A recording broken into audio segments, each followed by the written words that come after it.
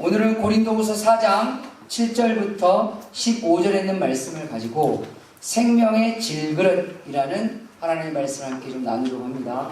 따라서 볼까요? 생명의 질그릇이 되어야 영원한 가치를 갖는 인생이 된다. 우리가 생명의 질그릇이 되어야 영원한 가치를 갖는 주님의 사람들이 되실 줄 믿으시길 바랍니다. 할렐루야. 아멘. 주일날 되면 이렇게 강단에 음료를 늘 이렇게 섬겨주시는 분이 계십니다. 보니까 한여름에는 조금 시원한 물로, 가을에는 약간 미지근한 물로, 겨울에는 조금 따뜻한 물로 이렇게 오는 것 같아요. 온도가 좀 바뀌는 것 같아요. 예쁘죠? 제가 이걸 밑에를 이렇게 봤거든요. 그랬더니 행남 이름이 있는 것 같습니다. 아무래도 좀 비싸겠죠? 이게 하나에 얼마인지는 잘 모르겠어요. 제 돈 주고 산 건 아니라서. 아마도 컵도 보니까 비싼 컵은 뭐 몇만 원씩 이렇게 하는 것 같고, 싼 것은 한 몇천 원 정도 하는 것 같습니다. 그러니까 아마도 재질도 거기에 좀 가격에 많이 포함된 것 같고, 그 다음에 만든 회사의 이름도 아마 포함된 것 같고, 그러지 않았을까 싶습니다. 저희 어머니가 결혼하셨을 때 시집 가시면서 그릇을 이렇게 사셨거든요. 근데 저희 아버지가 우리 집 살림을 다 말아 드시셨을 때도 저희 어머니가 절대 포기하지 않으셨던 그릇이 있으셨습니다. 다른 건 다 어떻게 다 말아 드시고 다 없었어도 그것만큼은 끝까지 붙들고 계셨던 그 그릇이 있었어요.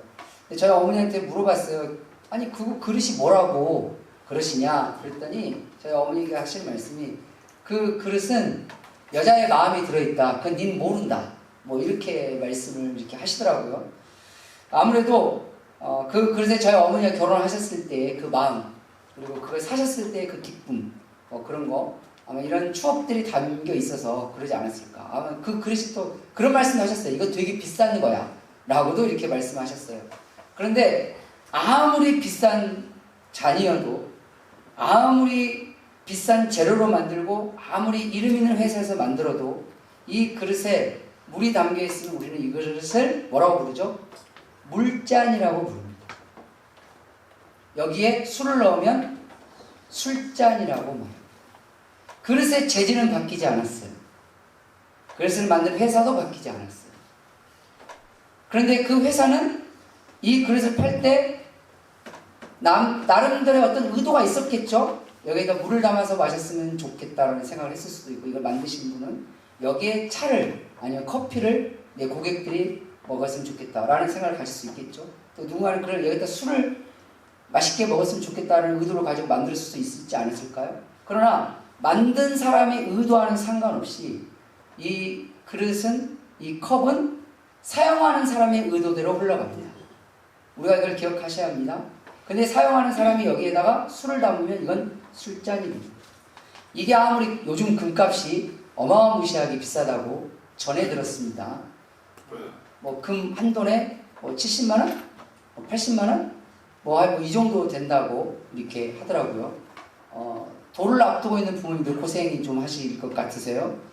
이건 돌반지를 줄 수도 없고 너무 비싸니까 돈으로 주기엔 좀 그런 것 같고 애매모호하다고 누가 그런 말씀 하시던데, 이걸 금으로 만들었다고 칩시다. 그러면 얼마짜리가 될 것 같으세요?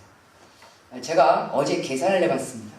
만약에 이걸, 목사는 가끔 심시하면 이런 계산합니다. 이걸 만약에 금으로 만들어서 한다면 이 무게에, 그 다음에 이 크기에 잔으로 만들었다. 그리고 지금 현재 금 한 돈에 70에서 80 정도 한다 치면 이 컵 하나에 얼마 정도 할까? 대충 제가 계산하니까 1억 2천 정도 나오겠더라고요. 이걸 만약에 금으로 만든다면, 자, 여러분이 상상의 나래를 펴세요. 이게 금잔입니다. 뭐라고요? 상상의 나래를 펴세요. 상상의 나래를. 이게 뭘로 보이세요? 상상의 나래를 펴시라고요. 진신의 눈으로 보지 마시고 상상의. 이게 뭘로 보이세요? 금잔. 네. 이거 하나면 우리 바로 프로젝트 몇 개 삽니다. 네. 금잔입니다. 근데 금잔이지만 여기에 술을 붓는 순간 이건 사람들이 금잔이라고 부를까요? 아니요. 술잔이라고 부를 거예요. 그릇의 가치는 만들어진 재질도 그의 가치를 만듭니다. 하지만 거기에 담겨진 물질이 뭐냐에 따라서, 즉 용도를 어디에 사용하느냐에 따라서 그 그릇의 가치가 결정되어집니다. 지금은 순천 톨게이트로 잘 나가지 않아요. 제가 서울 위에 올라갈 때 지금 이제 동순천 톨게이트로 나가서 이 완주 순천 간 고속도로를 타고 보통 위로 많이 가는데, 예전에는 그게 없었을 때는 이제 광주 쪽으로 가는 호남고속도로를 타야 되니까 순천 고속도로, 순천 톨게이트로 가야 돼요. 그럼 거기 여수에서 거기를 가다 보면 순천 톨게이트 거의 다 가면 오른쪽에가 아주 맛있는 찐빵집이 있었습니다. 네, 과거형이에요. 있었습니다. 그래서 저의 아내나 저나 항상 거기를 들렸어요. 위에 올라가 대전에 갈 일이 생기든지 천안에 갈 일이 생기든지 이러면 무슨 방앗간 들리듯이 거기를 항상 들려서 거기서 찐빵 몇 개를 사고 왕만두 이만한 거 이걸 사고 그랬어요. 그런데 제가 하루는 특이한 걸 하나를 발견했어요. 그 집에 딱 들어갔는데 돈을 주고 거스름돈을 받을 거 아니에요. 지금 대부분 카드로 많이 쓰지만 그다음에 10년 이전에는 가끔 현금을 쓸 때도 있었으니까 돈을 주는데 이분이 제 돈을 받으시고 거스름돈을 줘야 되는데 갑자기 냉장고 문을 여는 거예요. 뒤로 도시더니 큰 냉장고, 가게 냉장고 있잖아요. 냉장고를 열었더니 거기서 후적후적 하시는 거예요. 그래서 제가 선생님 뭐 하세요? 그랬더니 거스름돈 드리려고 했더니 그러니까요. 그랬더니 웃으시면서 그러면서 냉면 그릇을, 제가 보기에는 냉면 그릇으로 보였습니다. 냉면 그릇을 이렇게 들어 보이는 거예요. 보니까 그분의 돈통은 냉장고 안에 있는 냉면 그릇입니다. 나는 그렇게 돈을, 보통 보면 사각형으로 잡아 띵 들어 나와가지고 이렇게 보통 이런 걸 가게 생각을 하잖아요. 근데 그분은 이만한 냉면 그릇에다가 동전하고 지폐 다 넣으시고 냉장고에다가 이렇게 넣으신 거예요. 그걸 열어서 이렇게 해가지고 동전하고 지폐하고 이렇게 나눠서 주시는 거예요. 사장님 그게 돈통이세요? 했더니 이건 저의 돈통입니다. 그 냉면 그릇을 만드는 회사는 이건 냉면 담아 드세요, 국수 담아 드세요라고 만들었지 않았을까요? 근데 그 가게 주인은 그것을 뭘로 쓰셨어요? 돈통으로 쓰셨어요. 세상에서 가장 비싼 냉면 그릇입니다. 그거는 얼마가 있는지는 모르겠어요. 얼마의 지폐를 다니는지 모르겠어요. 사용자가 어떻게 쓰냐에 따라서 그릇의 가치가 바뀌는 거죠. 성경은 인간을 질그릇이라고 표현합니다. 왜냐하면 일단은 인간의 존재는 이 흙으로 만들어졌어요. 물론 여성분은 뼈다구로 만들어진 건 맞긴 해요. 근데 뼈도 결국은 갈면 보온 차이나가 됩니다. 비싸죠. 영국산 보온 차이나. 소리도 치면 벌써 소리가 일반 머그컵보다 다릅니다. 맑은 소리가 띵 나면 보온 차이나라고 누가 그러더라고요. 햇빛에다가 딱 받치면 여기에 보온 차이나는 이렇게 반투명하게 살짝 이렇게 보인대요. 그걸로 이렇게 빛이 안 보이면 보온 차이나가 아니고 빛이 보면 보온 차이나고 주워 들었습니다. 그걸 좀 뼈다구가 들어갔냐 안 들어간 차이지만 결국은 그것도 가루입니다. 성경은 우리 인생이 이런 가루로 만들어진 질그릇과 같다라고 성경은 말합니다. 왜 성경은 우리의 인생을 질그릇이라고 했을까요? 그래서 일단은 우리의 만들어진 재료가 그래요. 너희는 흙에서 왔으니 결국 어디로 돌아갈 것이다? 흙으로 돌아갈 것이다. 성경은 그렇게 말했어요. 그래서 우리는 질그릇이라고 말했고, 그 다음에 우리 인생 질그릇 자는 가정에서, 지금 우리는 실은 질그릇을 많이 쓰지 않지만 고대 때는 질그릇이 가정에서 흔하게 쓰는 그냥 싼 그릇이었어요. 그러니까 흔하게 사용되는 그릇이지만 잘 더러워지는 그릇이 또 질그릇이기도 합니다. 여러분 더러운 그릇에 뭘 담고 싶습니까? 안 그러잖아요. 어떤 분들은 설거지해서 이렇게 선반에 올려놓는 걸로 설거지를 끝내신 분도 있지만, 또 어떤 분들은 그걸로 못 견디시고 그걸 다시 꺼내서 마른 행주로 깨끗하게 닦아가지고 이렇게 해야 속이 시원하신 분이 있고, 또 그렇게 했는데도 다음에 쓸 때 다시 한번 씻어서 쓰는 사람도 있고 그냥 내려 쓰는 사람도 있어요. 다 이유는 여러 가지지만 공통점 하나입니다. 깨끗하게 사용하고 싶어하는 마음은 다 같은 거죠. 아무리 흙으로 만들었어도 깨끗하게 사용될 때 진짜 쓸 수 있는 그릇이 질그릇입니다. 다른 말로 하면 관리가 필요하다는 얘기예요. 관리를 하지 않으면 반드시 문제가 발생할 수밖에 없는 게 질그릇입니다. 질그릇은 또 겉으로 보기에는 튼튼해 보이지만 쉽게 깨지기 쉬운 그릇이 질그릇이기도 합니다. 예전에 저희 어머니가 그랬어요. 코렐이라는, 제가 저희 아내에게도 물어봤거든요. 코렐이라는 그릇이 있대요. 근데 이건 웬만큼 떨어뜨려서는 깨지지 않는다. 왜 그러지? 그랬더니 다른 그릇에 비해서 강도가 굉장히 세다. 제가 그렇게 주워 들었습니다. 똑같은 그릇도 떨어뜨리면 잘 깨지는 그릇이 있습니다. 근데 떨어져도 웬만하면 잘 안 깨지는 그릇이 있습니다. 저희 어머니가 하루는 스테인로 된 밥그릇을 사오신 적이 있었어요. 아래 시장에서 큰 돈 주시고 사오셨어요. 근데 바닥에다가 밑에다가 저의 이름을 박아놓으셨어요. 많고 많은 이름이 그릇 밑바닥에다 아들 이름을 엄마 왜 여기다가 내 이름을, 그것도 정우철도 아니고 우철 이렇게 그랬어요. 이게 소중하니까.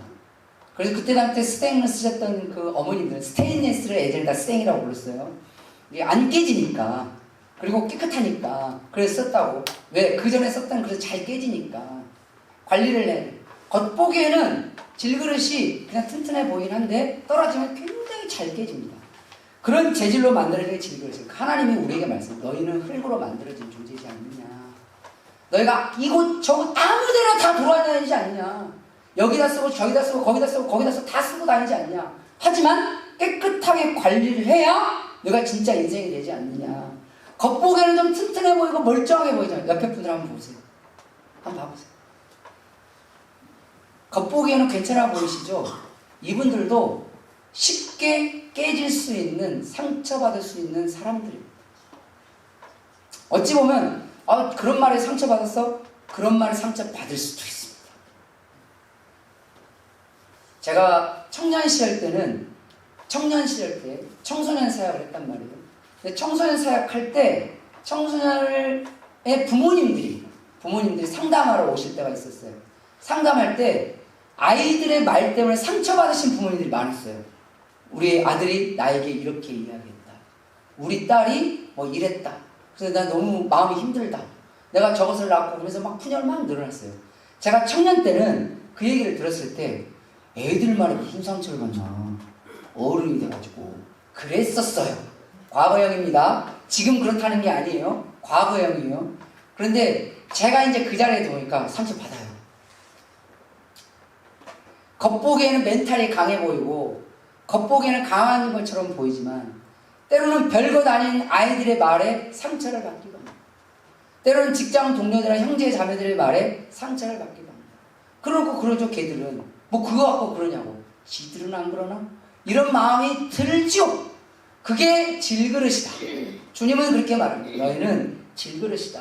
그런데 질그릇이 어찌 보면 가장 하찮은 그릇처럼 보여지고 잘 깨지기 쉽고 잘 더러워지고 뭐 처음에는 괜찮아 보이지만 시간이 갈수록 푸석푸석해지고 그런 그릇이지만 그 그릇이 생명의 가치를 가지면 영원한 하나님이 귀하게 쓰는 그릇이 된다 라는 것이 오늘의 말씀입니다. 할렐루야. 내 인생이 질그릇 같다 할지라도 하나님이 가장 귀하게 쓰시고 하나님이 정말 소중하게 여기시는 보온차이나 쩌리가 날 정도, 아니 금으로 만든 그릇보다도 나를 더 귀하게 여겨주시는 그런 그릇이 되려면 우리는 재질을 바꿀 수는 없어요. 우리는 질그릇인데 금그릇이 될 수는 없어요. 본질을 바꿀 수는 없다고. 정우철이 조수성이 될 수는 없단 말이에요. 하지만 하나님이 가장 아껴주시는 사람은 될 수 있습니다. 질그릇이어도, 같은 금그릇이어도 하나님이 하찮게 여기시는 금그릇이 있지만 질그릇이어도 하나님이 정말 귀하게 여기시는 생명의 가치를 가진 생명의 질그릇이 있습니다. 오늘 그 생명의 질그릇이 저와 여러분이 되시길 주님의 이름으로 축원합니다. 그러려면 우리는 무엇을 담아야 할까요? 첫 번째로 예수님을 담아야 합니다. 당연한 얘기겠죠? 7절 말씀을 보면 우리가 이 보배를 질그릇에 가졌으니 라고 고백합니다. 여기서 말하는 보배는 6절에서 말하는 예수 그리스도의 얼굴에 있는 하나님의 영광을 아는 빛을 우리 마음에 비추셨다. 그러니까 예수님을 바라보는 그 빛, 예수님의 빛을 보는 그것을 우리 마음에 주셨고 그 마음이 우리 안에 들어오는 순간 우리 마음에는 예수님이라는 보배를 담은 뭐가 됐어요? 질그릇이 됐어요. 다시 말씀드리면 우린 재질을 바꿀 수 없어요. 지구인이 안드로메다 사람 될 수는 없어요. 제가 다른 사람이 될 수는 없다고. 가끔 그런 경우 있어요. 우리 남편이 안 바뀌어요. 아내가 안 바뀐다니까. 애들이 안 바뀌어요. 제발 덕분에 바뀌기를 기대하지 마세요. 변화는 일어날지는 몰라도 바꿀 수는 없어요. 재질 자체가 바꿀 수는 없다고. 우리 남편이 너네 집 남편 갖고 그런다. 너네 집 남편이랑 살기 전에 안 바뀐단 말이에요. 그게 불법이란 말이지. 주님은 뭐냐면 우리의 재질을 바꿀 수는 없다는 거예요. 그렇지만 우리 재질은 안 바뀌지만 그 질그릇 같은 재질도 정말 가치 있는 재질로 가치 있는 삶으로 바뀔 수 있는 게 뭐냐? 예수님을 담으면 됩니다. 할렐루야. 보배로우신 예수님의 그 말씀, 예수님의 정신, 예수님의 뜻, 예수님의 삶, 예수님의 사랑하심, 예수님의 용서하심, 예수님을 그 심령에 담고 사는 그런 질그릇은 빛나는 질그릇이 됩니다. 다른 사람을 살리는 생명의 그릇이 됩니다. 내 안에 뭐가 담겨있냐가 굉장히 중요한 거예요. 그래서 어렸을 때부터 자녀들에게 좋은 걸 담으라고 하잖아요. 심지어 뱃속에 있을 때부터 좋은 거 듣게 하고, 좋은 거 보게 하고, 좋은 거 생각하게 하고, 좋은 건 먹게 하고. 제 고향 후배 중에 술 고래가 하나 있어요. 여럿 있는데 그 중에 하나 있어요. 여럿 중에 하나인데 누구는 돌아 해가지고 이제 전해 들었어요. 이건 그 친구를 만난 거랑 전해 들었어요. 여자 후배예요. 걔는 여자 후배인데 술 고래예요. 유명해요. 순천 조례동가 아주 순천 왕조 조례에서 유명한 술 고래 중에 하나예요. 지금은 다 바뀌었지만 옛날에는 뭐 동네 이장님이 다 알 정도로 그 정도로 유명한 애였어요. 고등학교 때부터 땡땡 여고에서부터 아주 유명 인사예요. 그러니까 뭐 학교 졸업할 때도 뭐 술로 막 늘 떡으로 돼 있고 부모님 이년아 저년아 들어도 그 걔는 뭐 늘 한결 같았어요. 그런 애였어요. 근데 나중에 전에 들었는데 결혼을 했고 임신을 했다는 거예요. 아이를 임신했다고. 그 얘기를 하는 거예요. 그러면서 저한테 뭐라는 줄 아세요? 그 전해줬던 제 친구가 이렇게 했어요. 야, 걔 우리 동네 유명한 술고래잖아. 핑크고래. 그 별명이 핑크고래였거든요. 핑크고래. 근데 역시 자식은 무서워. 왜? 임신하자마자 술 딱 끊었어. 누구도 걔 엄마가 나한테 뭐라면 걔 엄마가 우리 엄마한테 그러니까 제 친구 엄마한테 그 핑크고래 엄마가 저희 친구 엄마한테 이렇게 이야기했대요. 우리 딸은 평생 술을 못 끊을 거야 라고 생각했대요. 포기한 거지. 고등학교 때도 동네에서 유명했으니까. 그런데 임신을 하니까 술을 딱 끊었대. 너무 멋지지 않나요? 출산하고 그 다음 날에 술을 드셨대요. 8개월 동안 임신한 2개월 뒤에 알았다고 했어요. 2개월 동안 먹었는데? 모르겠어. 이게 나중에 얘가 크면 어떤 상황이 될지 잘 모르겠으나 우리가 아이들에게 좋은 걸 전해주기 위해서 나에게 좋은 걸 담으려고 합니다. 아이들에게 좋은 걸 담겨주기 위해서 어렸을 때부터 욕도 못하게 하고 거짓말도 못하게 하고 정직하게 살려고 좋은 걸 담게 하려고 합니다. 좋은 걸 보이게 하려고 웬만하면 부부싸움도 참으려고 하고 그렇게 합니다. 물론 그러지 않는 부모들도 있긴 해요. 이건 부모로서의 기본 소양이 안 되신 분들이고 기본이 되신 분은 될 수 있으면 자녀들이 좋은 걸 담겨주게 하려고 좋은 걸 보여주고 좋은 걸 말해주려고 하는 거죠. 그래야 이 아이들이 좋은 걸 담겨지게 돼야 좋은 삶을 살 수 있는 거 아니겠습니까? 할렐루야. 내가 막 아무거나 다 보여주고 아무거나 다 들려줘 놓고 애가 좋은 삶을 살기로 원하는 건 도둑이에요. 그건 도둑이에요. 인생은 함수 관계 같은 거예요. 들어온 대로 나갑니다. 근데 때로는 나가는 게 더 클 수도 있어요. 성경은 그걸 우리에게 말하고 있거든요. 즉 우리가 예수님을 담고 우리 안에 담겨진 예수님으로 세상을 살아가게 되면 우리 주변 사람들의 영혼을 살리고 삶을 살리고 정신을 살리는 거예요. 예수님을 담고 살아가는 사람의 말의 태도가 어떨까요? 교회를 다니는 사람들을 말하는 게 아니에요. 그냥 교회를 다니는 사람들의 말, 행동이나 말이나 이런 것과 진짜 예수님을 심령에 담고 살아가는 사람의 말과 행동 완전히 다릅니다. 벌써 부정적인 상황과 긍정적인 상황이 달라요. 말을 꺼내도 긍정적인 말하는 사람이 있고 부정적인 사람이 있어요. 말을 딱 어떤 사안을 두고 불평불만을 먼저 이야기하는 사람도 있고 감사와 이해를 먼저 이야기하는 사람이 있어요. 얼마 전에 제가 기차를 탈 일이 있었어요. 기차를 이렇게 탔어요. 제가 자리에 딱 앉았어요. 근데 저는 주변 사람들이 좀 관심이 좀 많은 사람. 말을 하진 않지만 재밌어요. 가끔은 이렇게 제 전지적 시점에서 이렇게 보면 좀 재밌을 때가 있어요. 통로알도 옆에 보니까 의자를 서로 이렇게 돌렸어요. 가족인 것 같아요. 3명이 앉았는데, 그러니까 4개 자리인데 3명이 앉았어요. 그러니까 3식구 가족인 것 같아요. 이렇게. 그래가지고 엄마가 하나 앉아있고, 그 다음에 딸이 둘이에요. 딸 둘을 데리는 엄마가 이렇게 앉았어요. 그리고 한 자리에 일단 짐을 이렇게 쌓아놨어요. 그러니까 4자리를 예약했던 걸로 보여집니다. 그런데 거기에 과자를 이렇게 먹다가 딸의 과자를 툭 떨어뜨렸어요. 그랬더니. 근데 엄마가 대뜸 말이, 야, 더럽게 왜 그래? 어쩌고저쩌고 이제 막 이야기하는 거예요. 그러면서 그거 주워 먹지 마, 어쩌고 하면서 너는 도대체 왜 이렇게 칠칠 맑게 흘리고 다니니? 라고 이제 제가 좋게 이야기한 거예요.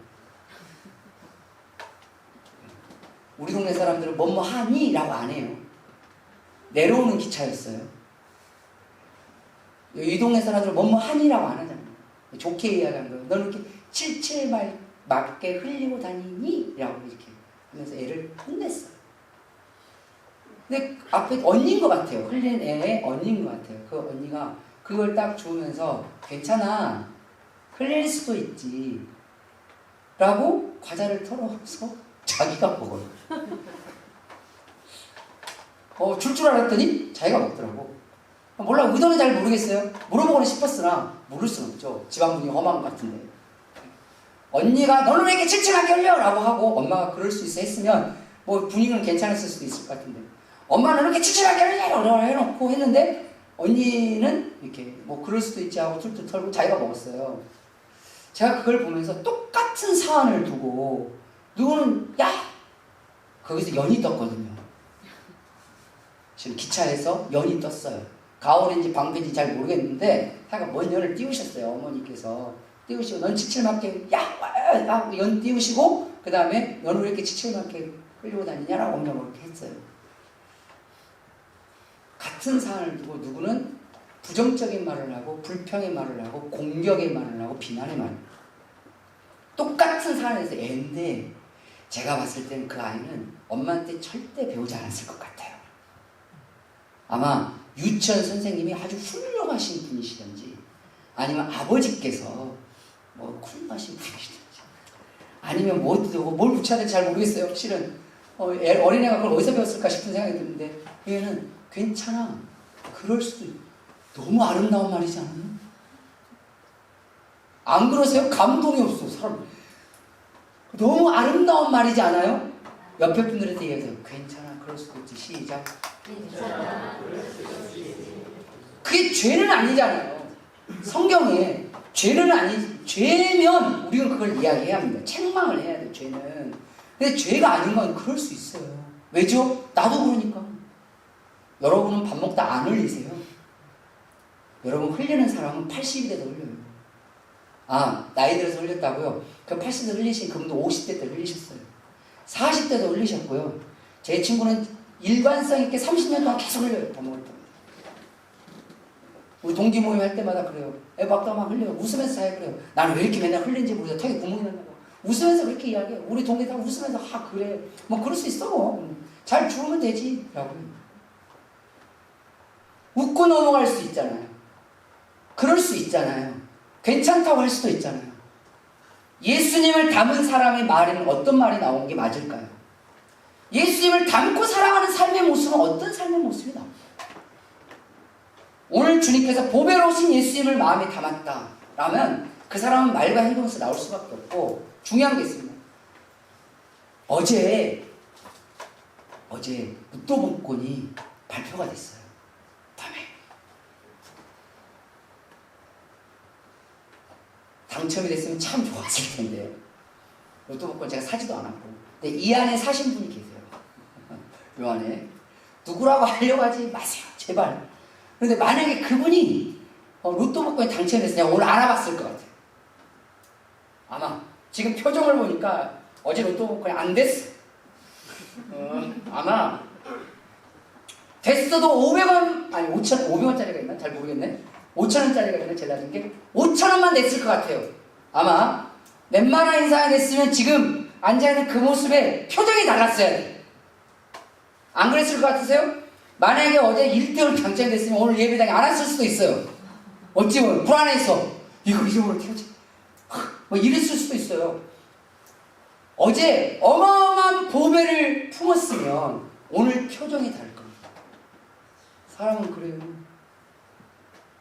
근데 오늘도 딱 보니 어제 그 로또 복권에 로또 복권에 발표된 게 내가 알고 있는데 그분이 지난주에 사셨다는 거 내가 알고 있는데 걸렸어요. 어디 갔다가 그래서 딱 마주쳤는데 목사님 안녕하세요 이랬었거든요.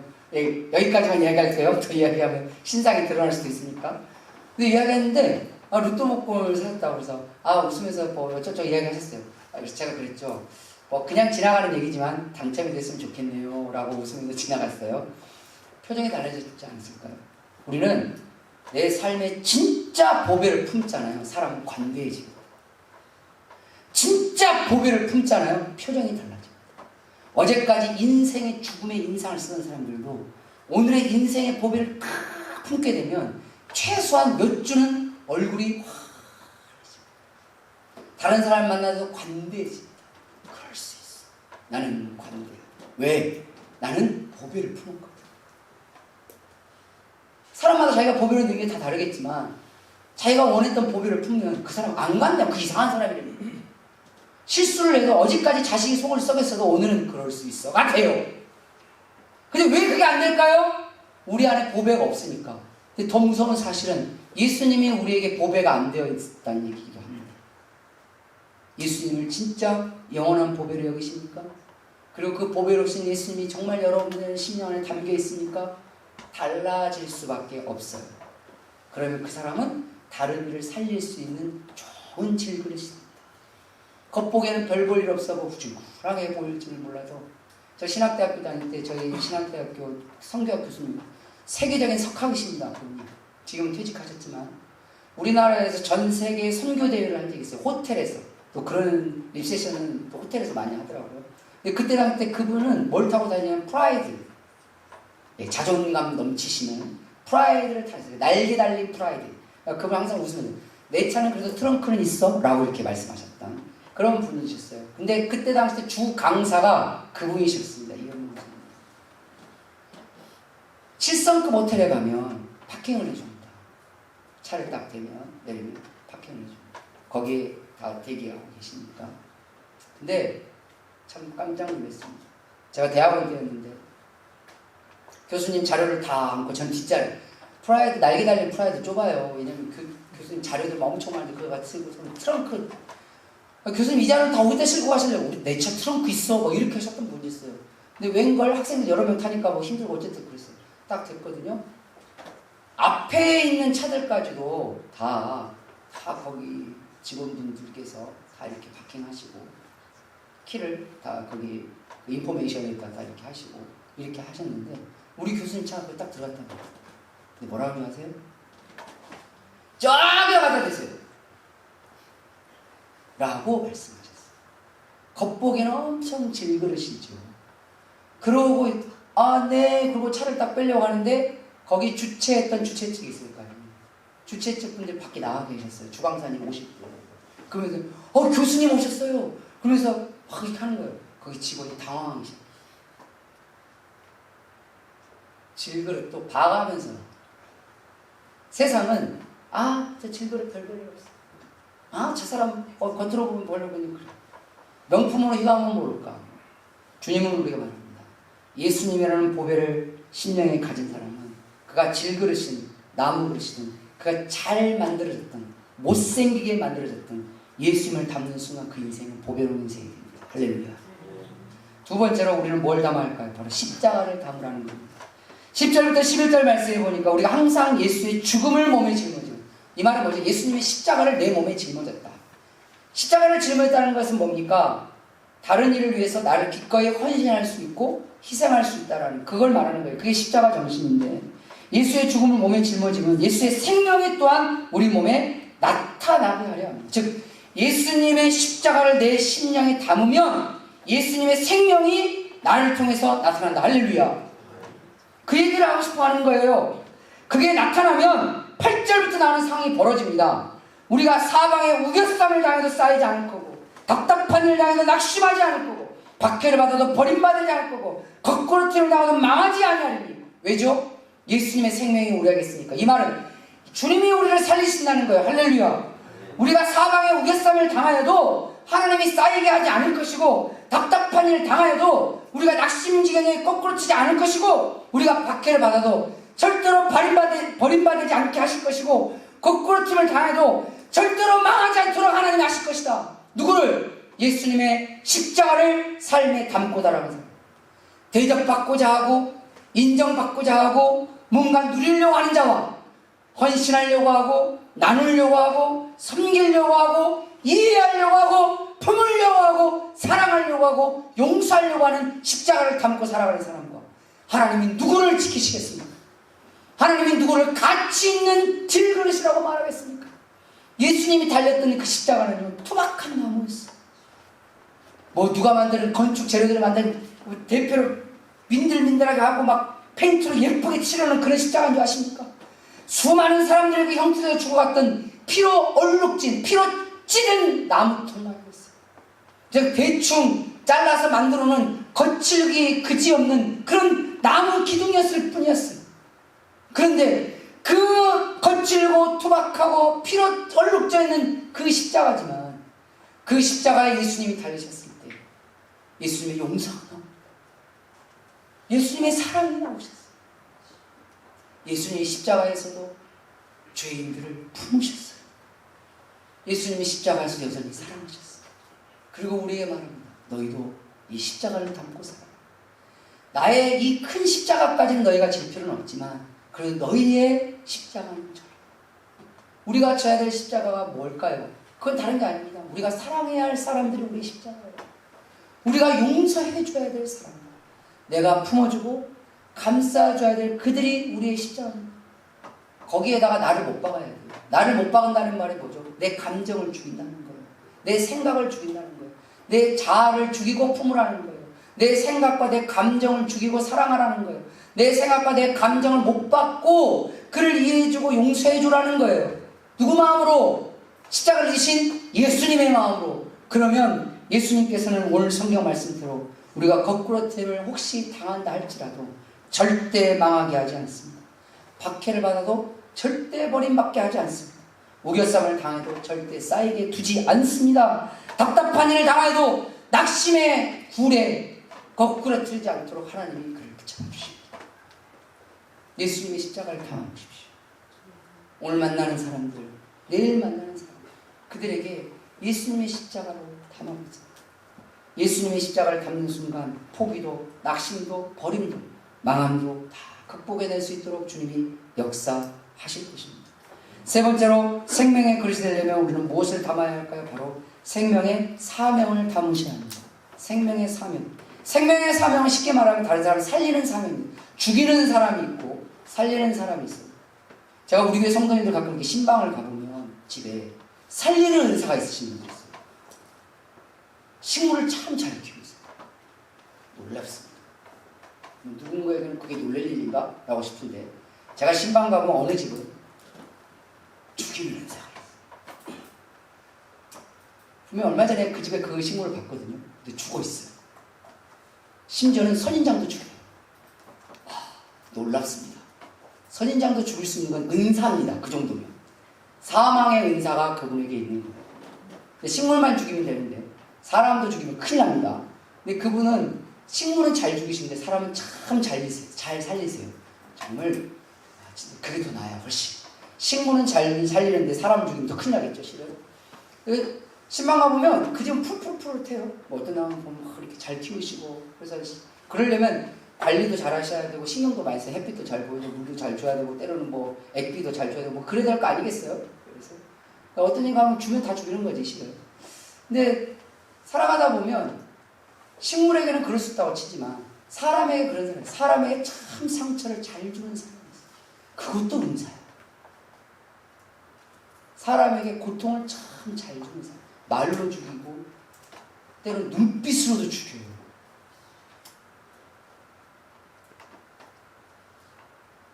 때로는 태도로만으로도 사람을 길을 확 죽여버려요. 이게 포스가 확. 우리가 예전에 그 선교비를 보냈던 김동민 선교사님이라고 계십니다. 그 김동민 여러분 얼굴 한 번도 안 보셨잖아요.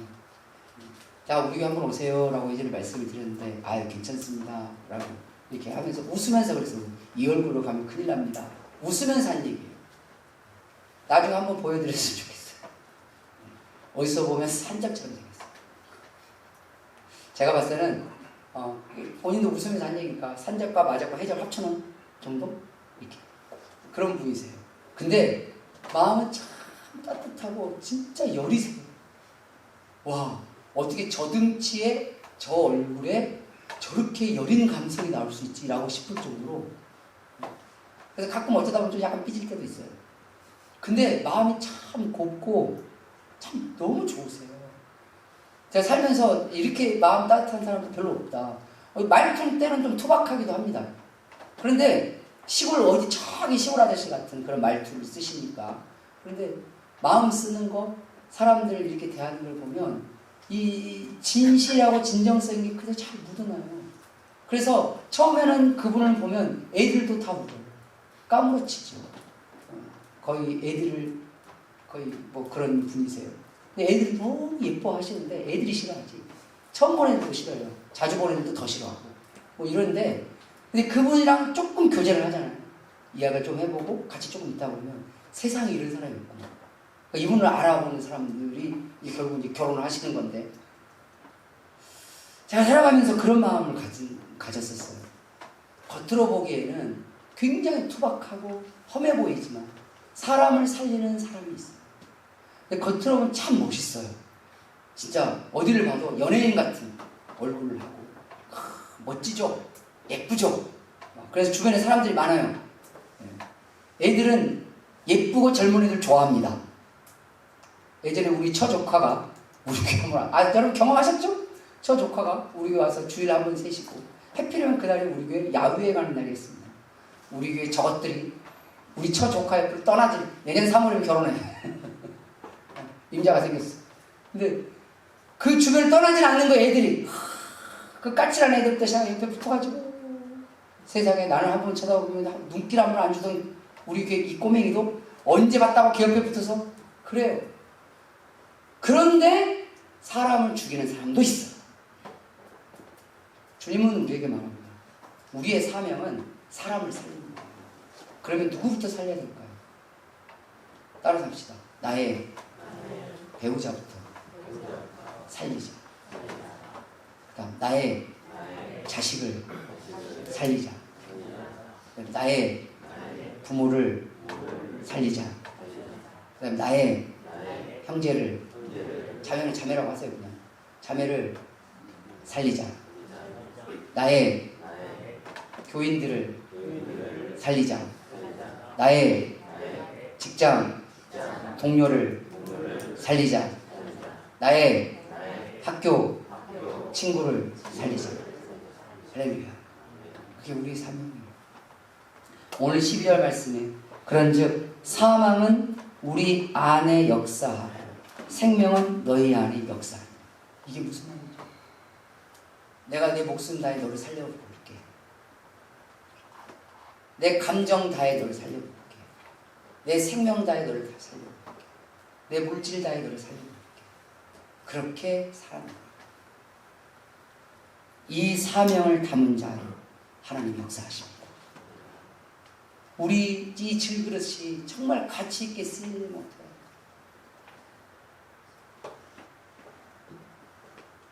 제가 예전에 서울에 용산에 갔을 때 박물관에 간 적이 있었어요.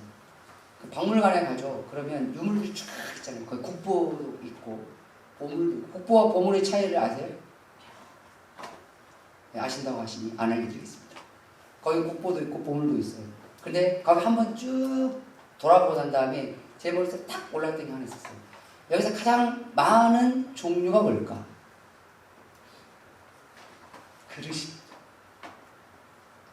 그릇이 제일 많소. 그리고 두 번째가 책입니다. 글. 이 글 써있는 거, 그림이라는 이름 글 있잖아요. 그 종이로 된 거. 두 번째로 제일 많은 게 종이입니다. 저는 종이가 제일 많은 줄 알았거든요. 아니, 그릇이. 우리 청소년부 애들이랑 겨울에 신안에 가는 게 있어요. 목포에. 거기에 신안 앞바다에서 올렸다고 하는 화물선. 거의 원형에 가깝게 올렸더라고요, 보니까. 그 뼈대로 된 그렇게 엄청 커요. 요즘 애들 말은 겁나 큽니다. 쭉 이렇게 가는 거예요.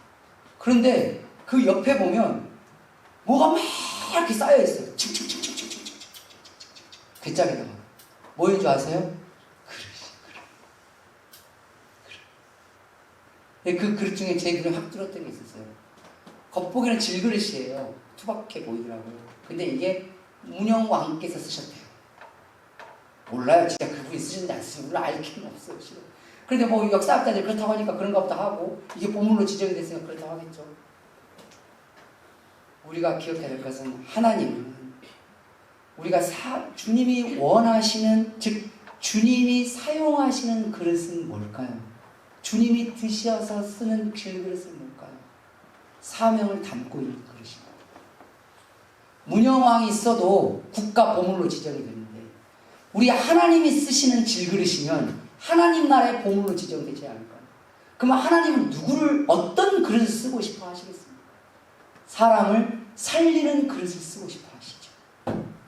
때로는 내가 좀 손해를 보더라도 그에게 생명을 줄 수 있는 사람, 그의 마음의 생명을 주고 삶의 생명을 주고 그의 인생의 생명을 주고 때로는 조언을 통해서, 때로는 위로를 통해서, 때로는 책망을 통해서, 때로는 맛있는 걸 사줘가면서 그에게 마음을 살리고 생각을 살리게 하고 마음을 살리고 때로는 용기를 살리게 하고 격려를 해서 일어나게 하고 그를 살리게 하는 모든 것들을 행하는 그 사명의 그릇을, 사명을 삶의 그릇에 담고 있는 사람, 주님은 하나님 나라의 유물로 지정하실 것입니다.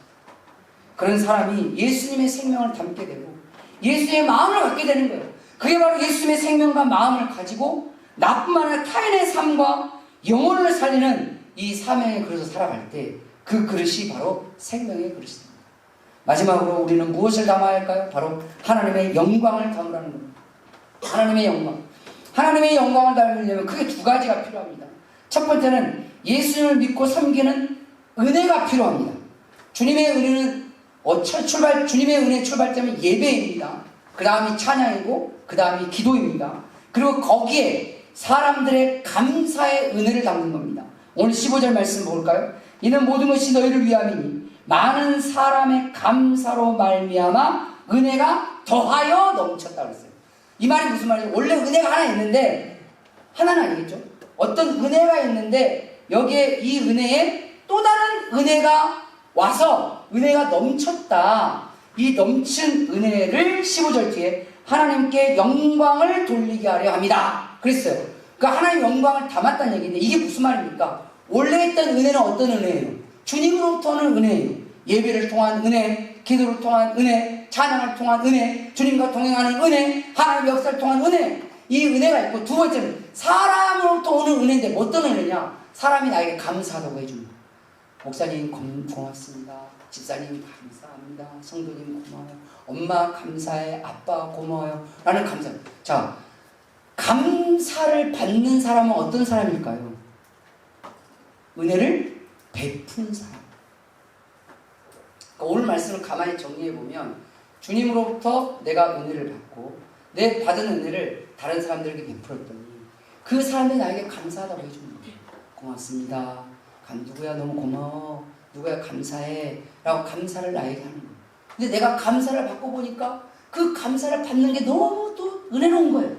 주님께 받은 은혜, 이 사람들로부터 오는 감사의 은혜, 이 은혜에 넘치는 은혜에 멈추는 것이 아니라 이걸 하나님께 올려드렸다. 이 말은 뭐죠? 내가 겸손한 자를 드려요.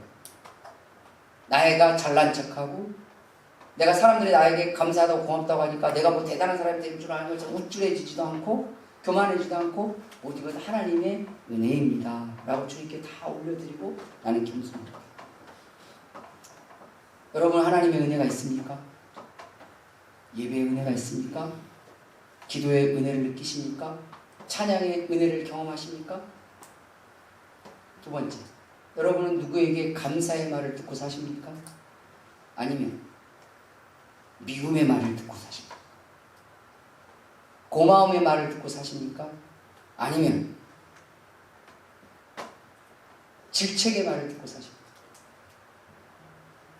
서신서에 보면 사도 바울이 가장 많이 사용하는 단어 중 한 가지가 이겁니다. 너희들은 우리의 감사가 되었으니 라는 말. 이게 무슨 말이죠? 늘 감사가 넘치는 사람이 나에게 함께 해줍니다. 그 말은 그들이 감사하다는 말을 들을 수 있는 행동을 했기 때문입니다. 그렇게 살았어요. 다른 사람들 베풀고 나누고 했더니 그들이 감사합니다, 고맙습니다 늘 했어요. 여러분은 누구에게 감사의 사람이 되어주고 있습니다.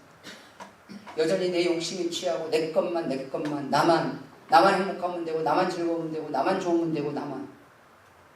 그래서 누군가에게 감사하다는 말을 들어본 적도 별로 없고 고맙다는 말을 별로 들어본 적도 없고 남들이 나에게 감사하다는 표현도 없고 그 사람들이 인색해서가 아니에요. 내가 인색해서 그런 거지. 주님은 우리에게 말합니다. 그 감사들이 쌓여서 그게 은혜가 되어서 하나님께 영광을 올립니다. 그걸 담는 자, 그 담는 자가 산다. 할렐루야. 성경은 우리에게 질그릇 같다고 말합니다.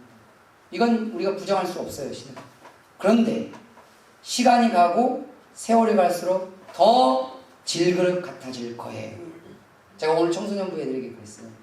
니들 학교에서 화장하고 다니는 애들이 있어? 물어봤더니 어떤 학교는 반에서 한 반, 어디는 조금 90% 이렇게 격차가 좀 많더라고요.